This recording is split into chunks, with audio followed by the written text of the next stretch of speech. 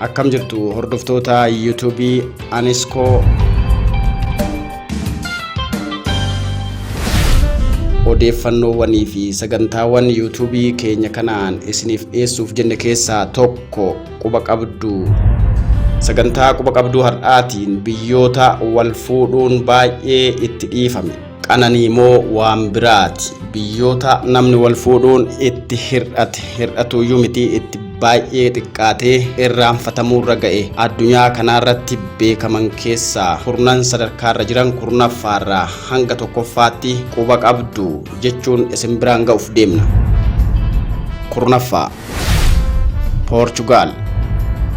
Poorchugaal akkuma biyyoota ardii Awurooppaa biroo biyya qaroominaan beekamtu. Poorchugaal uummanni isii uummata bashannana jaalatuu fi gammachuudhaan jiraachuun beekamu. Biyya uummanni qananii qabu kana keessatti yoo ramadamtu fuudhaa fi heerumni biyya kana keessatti sadarkaa irraanfatamuutti dhiyaatee jira jedhama. Akka ragaan istaatistiksii ibsutti lammiilee biyyattii 1,000 keessaa kan bultii horatanii waliin jiraatan namoota 3.4 hin caalle. Kanaanis biyyoota wal fuudhanii walitti heerumuun itti hir'ate yookiin xiqqaate jechuun sadarkaa kurnaffaarra teesseerti addunyaarraa. Saglaffaa Chiilii biyya Ameerikaa Kibbaa. Chiiliin biyyoota ardii Ameerikaa Kibbaa keessaa tokko yoo taatu, Chiiliin tapha kubbaa miilaatiin beekamti. Lammiileen isiis kubbaa miilaa jaallachuun beekamu. Lammiileen Chiilii akkuma lammiilee biyyoota biraa jaalalaaf kan iddoo qaban ta'anis waliin bultii ijaarratanii waliin jiraachuuf waan filatan hin fakkaatan. Akka lakkoofsa Awurooppaatti bara 2018 hanga 19tti lammiilee biyyattii 1,000 keessaa kan bultii ijaarratanii waliin jiraatan 3.3 kan hin caalledha. Kana jechuun nama 100 keessaa 3 hin caalu namni bultii ijaarratee waliin jiraachuuf filatu. Kanaanis biyya bultii ijaarrachuu irraanfachaa jirtu jechuun sadarkaa kana qabatteerti. 8ffaa Paanamaan biyyoota Sentiraal Ameerikaa yookiin Ameerikaa giddugaleessaa keessaa tokko yoo taatu, Paanamaan kunis akkuma biyyoota biroo lammiileen isii fuudhaa fi heerumatti hin amanan fakkaata. Lammiilee biyyattii 1,000 keessaa kan bultii ijaarratu namoota 3.3 kan hin caalledha. Kanaanis Paanamaan biyyoota addunyaa keessaa bultii ijaarrachuun itti irraanfatamaa jira jechuun sadarkaa 8ffaarra jirti. 7ffaa Luxembourg biyyoota dinagdeedhaan badhaadhan keessatti ramadamti. Biyyi lammiileen isii qananiidhaan beekaman kun lammiileen isii irra jireessi gaa'ila malee kan dhalatan jedha ragaan agarsiisu. Lammiilee biyyattii 1,000 keessaa sirnaan bultii ijaarratanii waliin jiraatan 3.2 hin caalu. Kanaanis biyyattiin sadarkaa 7ffaarra teesseerti. Biyyoota bultii ijaarrachuun itti irraanfatame jechuun quba qabduu sagantaa keenya har'aatiin kurnaffaarraa kaanee tartiibaan isiniif himaa jirru keessaa amma sadarkaa 6ffaarra jirra. 6ffaa Italiin biyyoota qaroomina addunyaa kanaaf gumaachan keessaa sadarkaa duraarratti ramadamti. Italii lammiileen isii waliin jireenya addunyaa kanaa jaalala waliin dabarsuu kan barbaadan malee bultii ijaaranii ilmaan waliin horuu waan barbaadan hin fakkaatu. Kanaafis fakkaata akka ragaan istaatistiksii kanarratti qoratame ibsutti lammiilee biyyattii 1,000 keessaa kan fuudhee walitti heerumee waliin bultii ijaarratan namoota 3 qofa. 100 keessaa nama 3 jechuudha. Kanaanis Italiin biyyoota addunyaa wal fuudhanii waliin bultii ijaarrachuun itti irraanfatamaa jiru keessaa sadarkaa 6ffaarra teesseerti.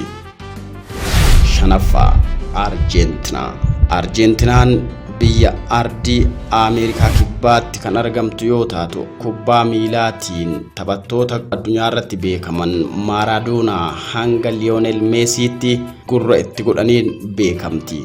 Biyyi namoota bebbeekamaa akkanaa horatte kun gaa'ilaaf iddoo waan qabdu hin fakkaatu. Lammiileen isii kuma keessaa kan bultii ijaaratan namoota dhibba keessaa dhibbeentaa 2.9 qofa ragaan istaatistiksii kanarratti ba'e akka ibsutti. Kanaanis Arjentiinaan biyya bultii ijaarratanii waliin jiraachuun itti irraanfatame jechuun sadarkaa 5ffaarra jirti.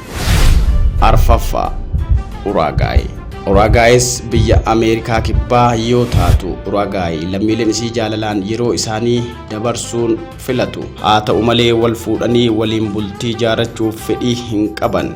Namoota kuma keessaa kan bultii ijaarratanii waliin jiraatan dhibbeentaa 2.8 qofa jedha ragaan agarsiisu. Kanaanis biyyattiin bultii ijaarratanii waliin jiraachuun itti irraanfatamaa biyya jiru jechuun sadarkaa 4ffaarra jirti. Sadaffaa Venezuelaa.